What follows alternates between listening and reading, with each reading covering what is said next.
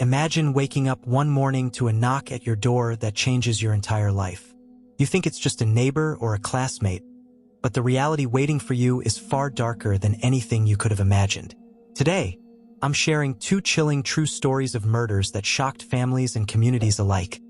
Stories where the killers were the last people anyone expected. If you enjoy tales of real-life horrors, mysteries that twist your perception of trust, and stories that make you question those closest to you, then you've landed in the perfect place.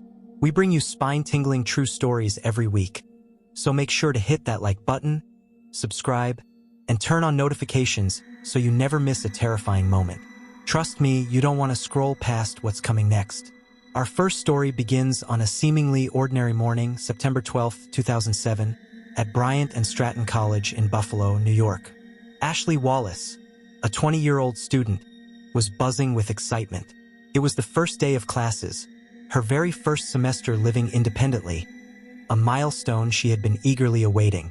She meticulously prepared herself, straightened her books, glanced in the mirror, and felt the familiar nervous thrill of stepping into a new chapter of life.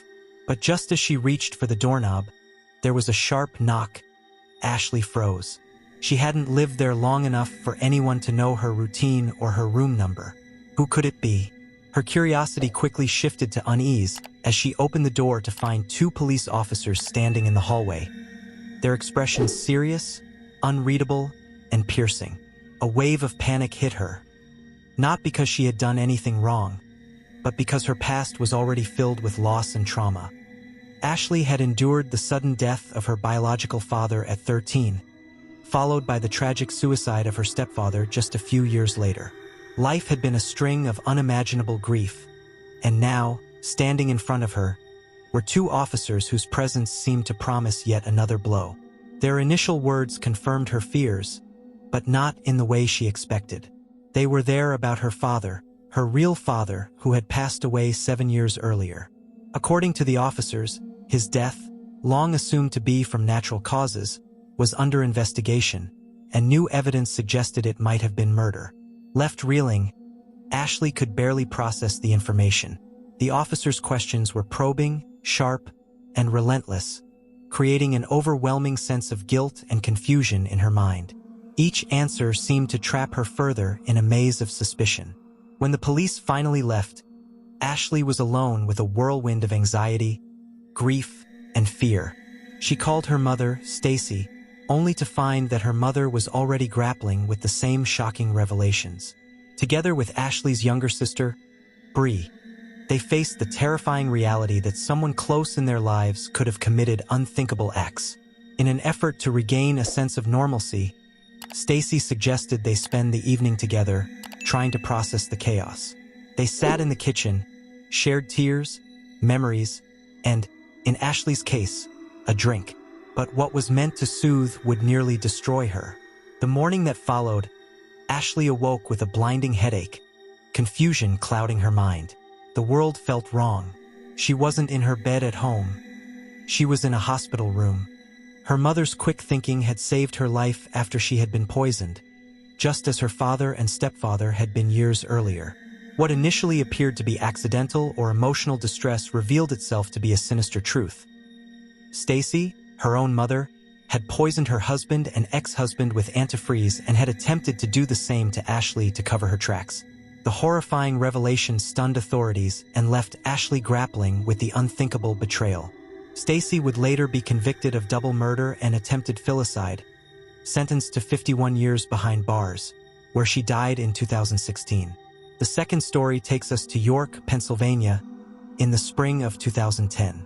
Retired ophthalmologist John Schmier, a man in his mid-50s with a comfortable life, was enjoying lunch at Hooters with a close-knit group of friends they called the Orange Shorts Society, named jokingly after the restaurant's iconic waitstaff uniforms. Over years, the group had grown accustomed to sharing laughs, frustrations, and occasionally, personal grievances. One topic John frequently revisited was his ex-wife, Monica, a woman who had become a persistent source of frustration due to her unique demands on his alimony payments. Although John's divorce had been finalized years earlier, Monica's insistence on receiving cash in person, weekly, made him feel trapped, humiliated, and resentful. Sitting at their usual table with the Orange Short Society, John would often vent about Monica, describing the cumbersome nature of her requests and his begrudging compliance.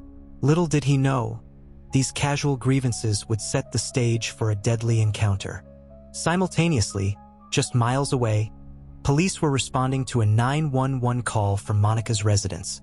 No one answered when the operator picked up, prompting officers to investigate. What they found was chilling. Monica lay on the floor, shot in the head, lifeless, with envelopes of cash scattered throughout the home. It appeared she had been violently killed, but the abundance of untouched money suggested robbery was not the motive. There was no forced entry, no signs of struggle. Everything about the scene suggested someone familiar or untraceably cunning had carried out the murder. Detective Douglas Demagon quickly zeroed in on John Schmier, as is common practice in spousal or ex-spousal homicides. Yet, upon interviewing John and checking alibis, it became clear he had been at Hooters during the murder, surrounded by friends who could confirm his presence. Security footage verified this account, leaving detectives puzzled. Who would want to kill Monica if her ex-husband could not be implicated? Months of investigation initially yielded no leads. Detective Demagon reviewed the case from scratch, examining the same Hooters footage countless times. It was on one such meticulous review that he noticed a subtle but crucial detail. A regular member of the Orange Short Society, Tim Jockabe, was absent that day.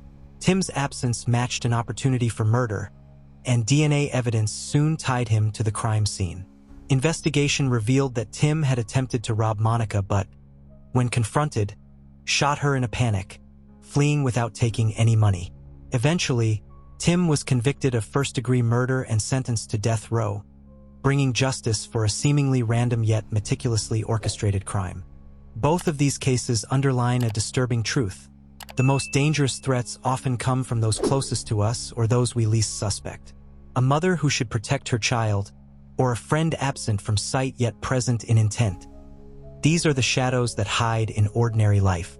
If these stories captivated you, if your pulse quickened and your mind raced thinking about the deception, betrayal, and shocking realities of human behavior, there's much more waiting. Click subscribe, hit the like button, and don't forget to turn on notifications. We release new, jaw-dropping, real-life horror stories every week. Comment below which story shocked you the most and why. You never know, your comment could inspire our next chilling episode. Life is fragile, trust is conditional, and truth is often stranger than fiction. Remember, the world is filled with hidden horrors lurking behind familiar faces. Keep your eyes open and stay vigilant. Sometimes the monsters aren't hiding under the bed, but in the people we call family, friends, and neighbors.